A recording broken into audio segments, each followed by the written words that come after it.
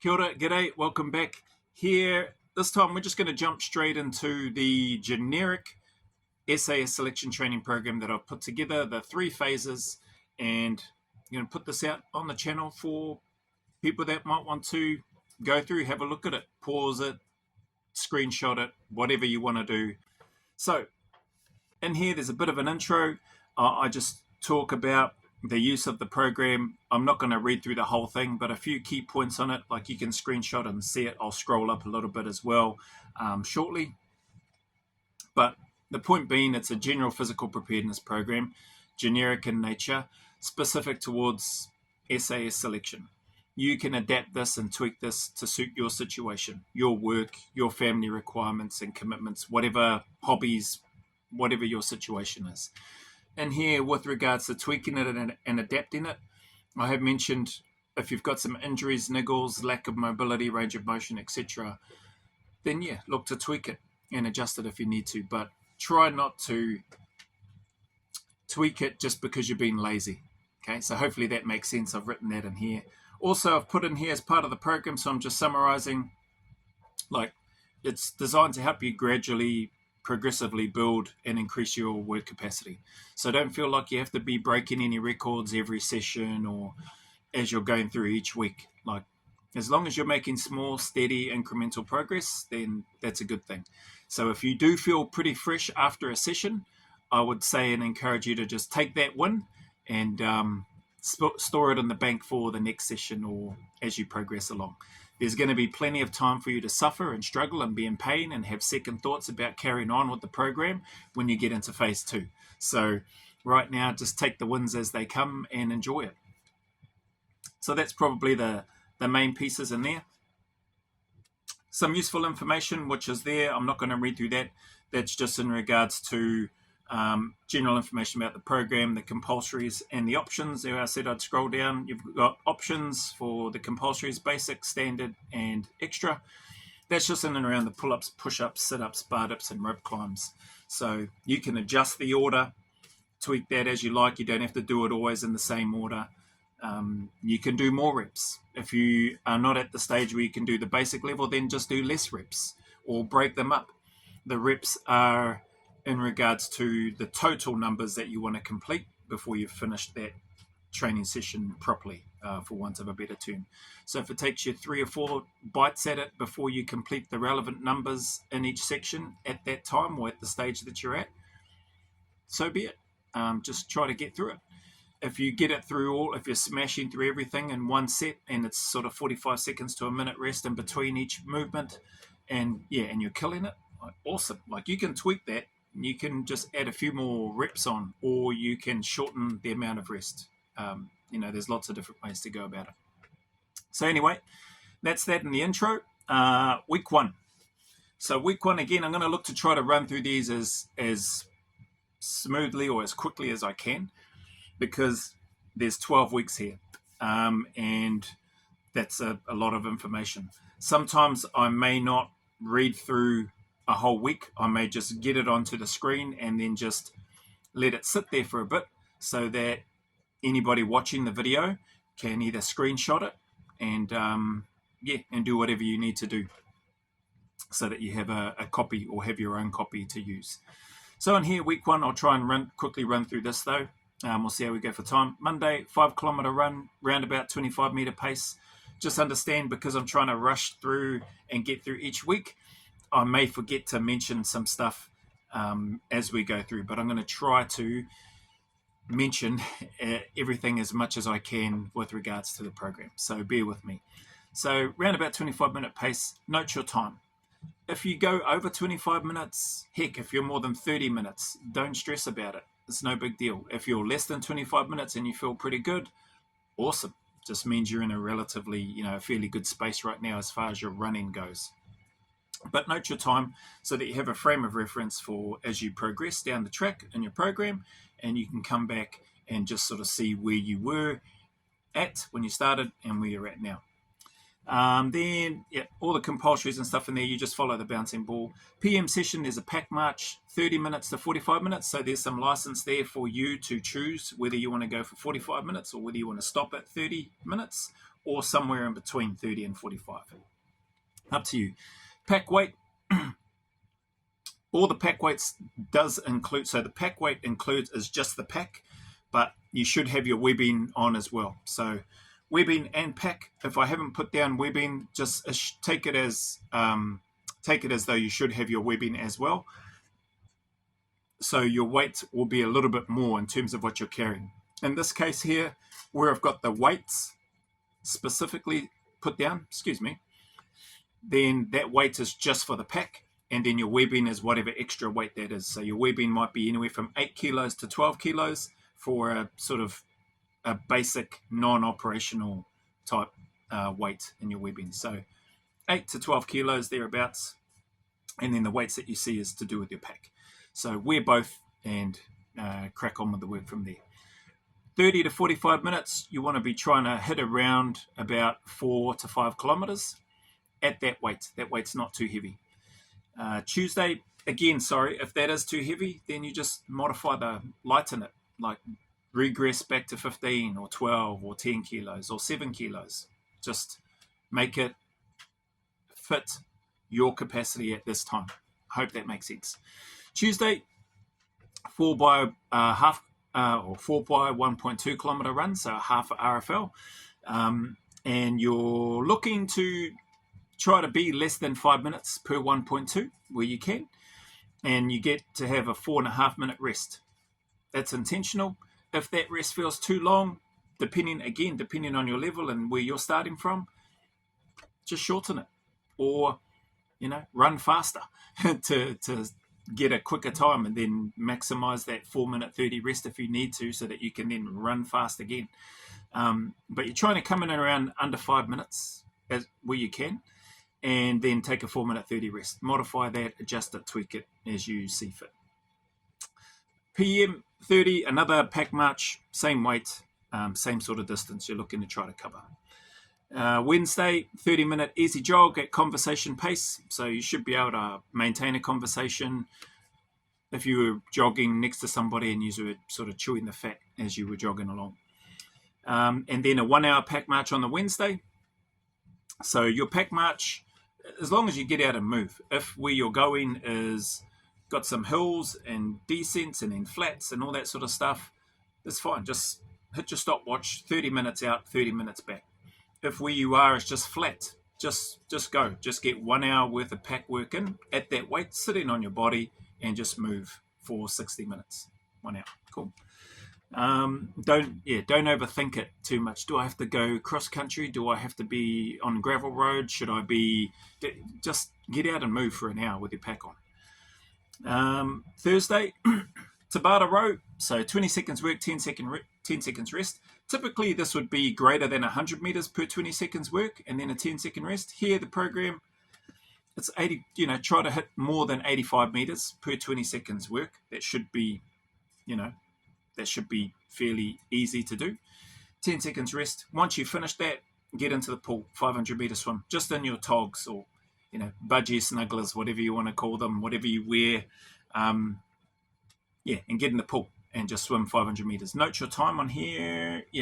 Note your time on here as well. So full time I've got. Doesn't matter if you're not the greatest swimmer. Like, just get in the pool, do 500 meters. If you have to stop after a length or whatever it is until you get to 500 meters, so swim and stop, and you got to go. You've got to start somewhere. So be honest about it. Record your time, whatever it is for that 500 meters. And again, you've got that frame of reference for further down the track. PM, 45 minutes to 1 hour bike ride or cross trainer, your choice. It could be a rower as well, but your choice. Try to take a little bit of impact off from the pack work, from the runs that you've done, etc., leading up to this point. That's for your afternoon. Just get a bit of a sweat up. And then Friday, you've got a 2.4 in the morning for time. So whatever that time is, all right? If you are cracking it out in well under 10 minutes, awesome, cool. And you're not redlining and you feel okay, even better. If you are over 10 minutes, it's not the end of the world. It's just a starting point, right? So if it takes you 14 minutes to complete a 2.4, then you just know you've got some work to do. That's all. So you've got this point of reference, And when you retest that further down the track, you should notice a difference and a decrease in your time, and you should be feeling a lot better. So anyway, that's that piece. In the afternoon on that Friday, 32-minute pack march, 17.5, target greater than 4 kilometers. I've used the 32 minutes and the 4 kilometers based on NZ at the moment. They've got this 4 kilometer thing that they do. And I think it might be at 25 kilos, or maybe it's 30 kilos pack. I'm not sure. Maybe it's less than that. That's for the standard army, not for selection. So, 17.5 kilos, you should be banging out greater than 4 kilometers in that 32 minutes. So anyway, that's that one on Friday. Saturday, 1 kilometer swim, just again your shorts or budgie snugglers, whatever you want to bloody call them, and then 1 hour pack march. So everything, yes. So this time I've got uniform, pack and webbing. Just take any session with the pack as though you've got your webbing on as well, and you're in your uniform, or long trousers, boots and shirt, your uniform. If you have that, if you're coming from civilian street, get some long trousers, cargo style trousers, maybe cargo style shirt, long sleeve shirt. And I don't know what you do about the webbing unless you go and buy yourself a second-hand webbing from a surplus store or something like that. Maybe you could wear a weighted vest to simulate having that extra weight, and then your pack over the top. Just use your imagination, The afternoon, recovery, swim, bike, row, like basically your choice, all cross trainer, 30 to 45 minutes. And then I've got stretch mobility, 30 minutes to an hour. Up to you. If it's less than that, if it's 10 minutes, 15 minutes, fill your boots. But that's there for a reason, to just try to help you spend a little bit of time on looking after yourself, trying to keep your body as right as you can. Sunday's pretty easy, your own choice again, in the AM and then PM, nice and easy. Pool, sauna, relax, recovery, 1 hour to 1.5 hours, take advantage of that. Go get yourself a sports massage, like a relax one or something, if that's what you feel you need after the week that you've had. I don't know. But that's week 1. Week 2, what I'm going to do is, rather than read through week 2, you'll notice I might mention a couple of things. Oh, actually, before I go on to week 2, so you'll see on here there's about 5 pack sessions total. Monday, Tuesday, Wednesday. So Monday, Tuesday, Wednesday, pack sessions. Then Friday and Saturday. So there's 5 days where there's pack sessions, but all up, if you do the math at the lower end, Monday, Tuesday, if you just did the 30 minutes, that's an hour. Wednesday, that's an hour. That's 2 hours. Friday, that's 32 minutes, so 2.5 hours. Saturday, that's another hour. So about 3.5 hours. If you went to the 45 minutes on the Monday, Tuesday, instead of 3.5 hours, it'd be about 4 hours worth of pack work over that week, spread out over a week, right? So you've got some running in, you've got some swimming in, you've got some pack work in, you've got some sort of interval style rep runs and some interval style Tabata rows, and you've got the compulsories aspect weaved into there. So as I've mentioned in other videos, the main ingredients for a selection, in my experience for New Zealand and Australia, has been the running, the bodyweight exercises, the swimming, and the pack work. And then obviously the mental aspects that encompass that. But those 5 ingredients are what you, in my opinion and in my experience, what you want to be focusing on for if you're preparing for selection. If you've got a long time frame, which I'll probably talk about this now, if you've got a 12-month, 24-month, heck, a 36-month plan before you're going to be looking to go on selection, then you've got plenty of time. Do your bodybuilding, do your CrossFit stuff, do your strongman strength stuff, do your Olympic lifting, whatever it is that you want to do, do your just focus on just your endurance stuff or triathlons or whatever. You've got time when you're looking at it from that perspective. Maybe not so much the 12-month plan actually, but more the 24, 36-month plus.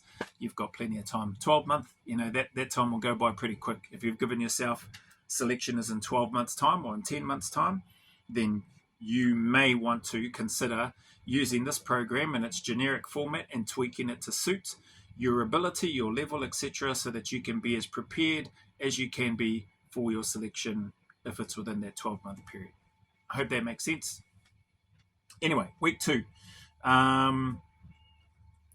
Week 2, you can see the information there. I'll just sort of have this here. I'm not going to worry about talking through each one because that's been about 17, coming up to 18 minutes already, and I don't want this to be 5 hours long.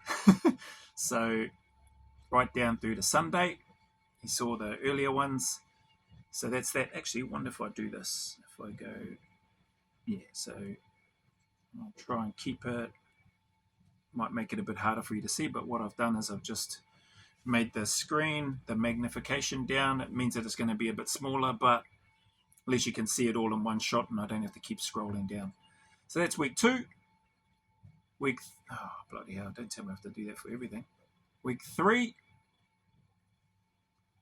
So there's the information there. Again, you can pause, screenshot, do whatever you need to do. Week 4. Yeah, sorry, it looks like I am going to have to do this because I'm not an Excel guru on this thing. So there's week 4. You'll see the pack weight increasing 2.5 kilos. So from when we started, pack weights are 25 now as you're going through. Week 5 should be 27.5. Yep.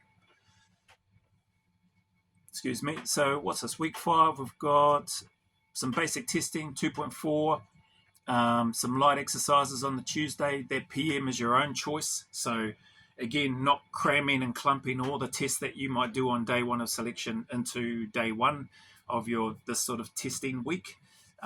This is more just a check-in, just to see where you're at from week 1 through to week 5 where you're at now, because the 6th week, is going to be your deload week.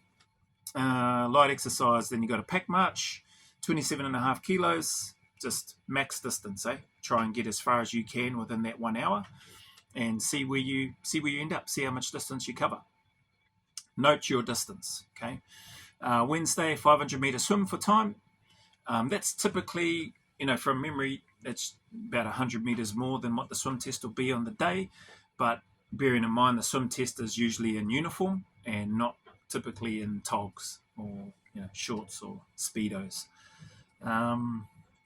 Compulsories, then an hour and a half pack march, shuffle, 27.5. Again, just going for max distance, but we've added an extra 30 minutes. Again, just to get you to push a little bit more, trying to keep a steady cadence and pace, carrying that extra weight now from where you started at 17.5 kilos to now 27.5. Friday, own choice, compulsories. Oh, and I've got compulsories standard first, so that option of the standard in terms of on the intro and info form. And then the 3.2 kilometer webbing run I've got here 12 kilos for time. So see how you go, see where you land. Don't worry if you come over the 16 minutes, okay? If you're going to be over time and well outside the parameters for the selection course, here's the time and place to do it. So there's no problem with failing to meet a timing or a requirement when you're training and preparing for selection when you're so far out. I'd be worried if you're not passing the required standards and selection is in a month's time, then I would be, pretty concerned if it was me. So just keep that in mind. You should be well and truly comfortable in the fact that you can pass these sort of stage gates or these requirements, these testing phases, before you get on to the selection. Cool. Saturday, Sunday, got some own choice and recovery and pool and sauna work. So that's week 5 basically complete. Your work days are pretty much just that Monday to Friday. And there's a little bit of a gap and stuff in between. So even though there are 2-a-day sessions, Monday through to Sunday, you can see that not every session is a thrash you session. There's recovery built into the sessions.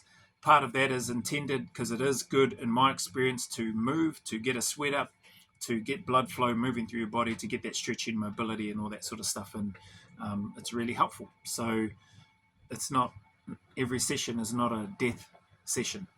Hopefully that makes sense. Week 6. We don't say 6, we say 6. Week 6, deload week. You can see it on there.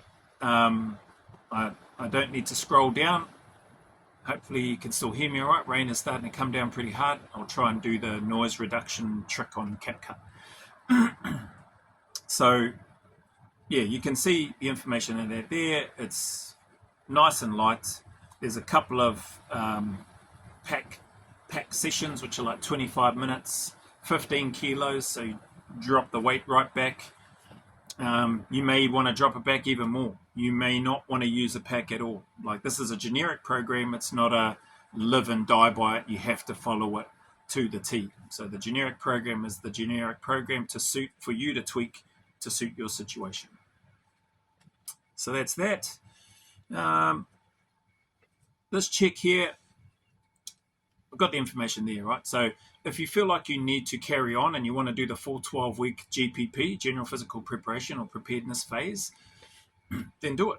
Do week 7 to 12 to finish off the 3 months total block. If you don't think you need that and you instead want to incorporate an extra 6-week block into phase 2, then do that. So you might call it quits here for the GPP phase because you're really comfortable with your level and where you're at.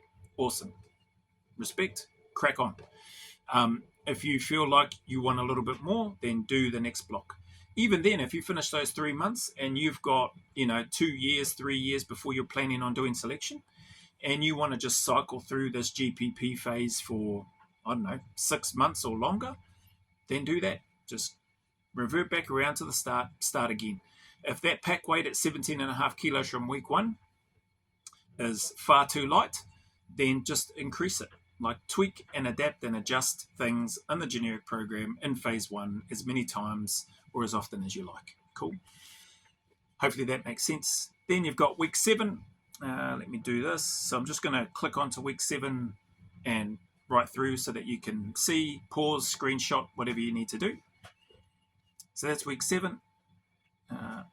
Week 8. How's that time? 25 minutes. And this is only on phase 1. I'm going to do a separate video for the other ones, otherwise it's going to be too long. Week 8 there.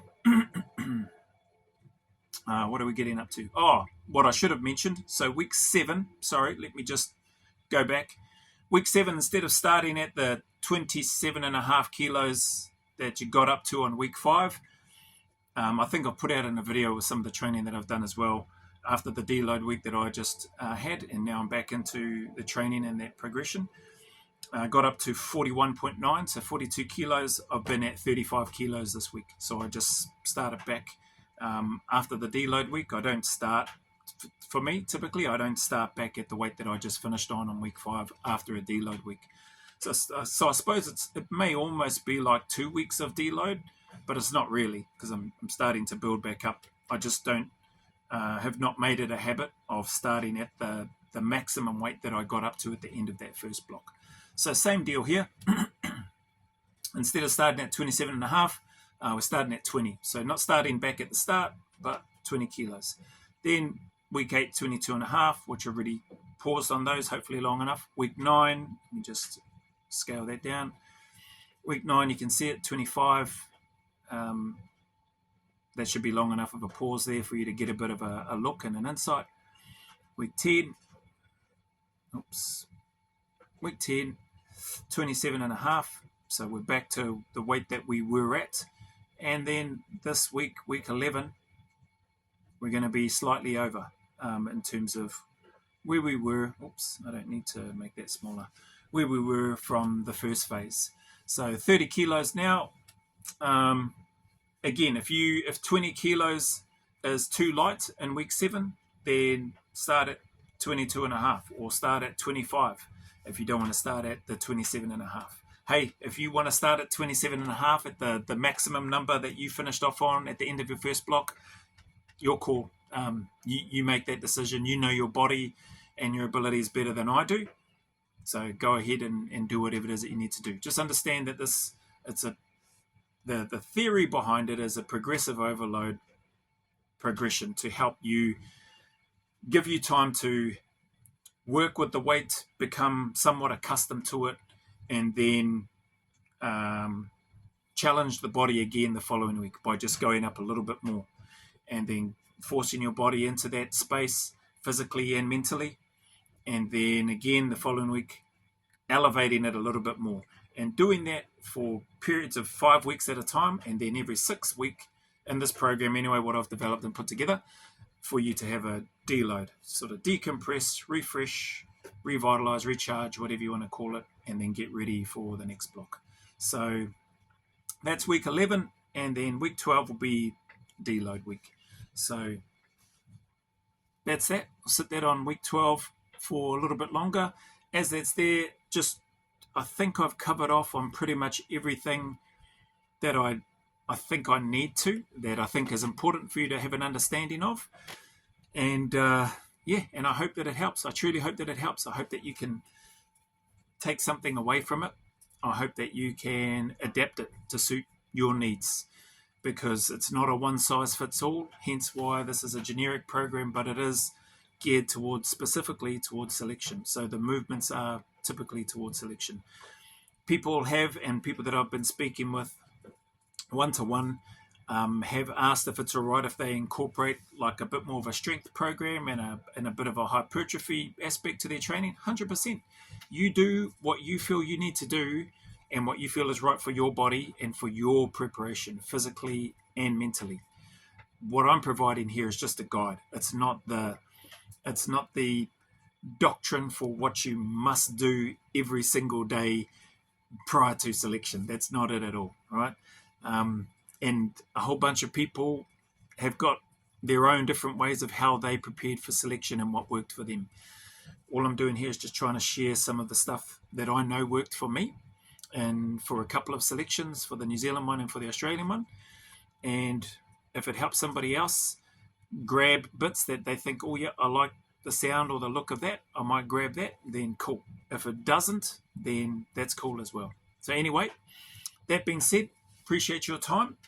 And hopefully you get something out of it. I'm not going to worry. No, yeah, I will. I wasn't going to, but because I was just going to focus these on the selection courses themselves. But it is something that I have done on every video, I think. So, I should just keep doing it, I reckon. So anyway, as always, anybody going through any challenges, trials or struggles, difficulties, heartache, heartbreak, hardships, just know that you are not alone. Everybody is going through stuff. Everybody.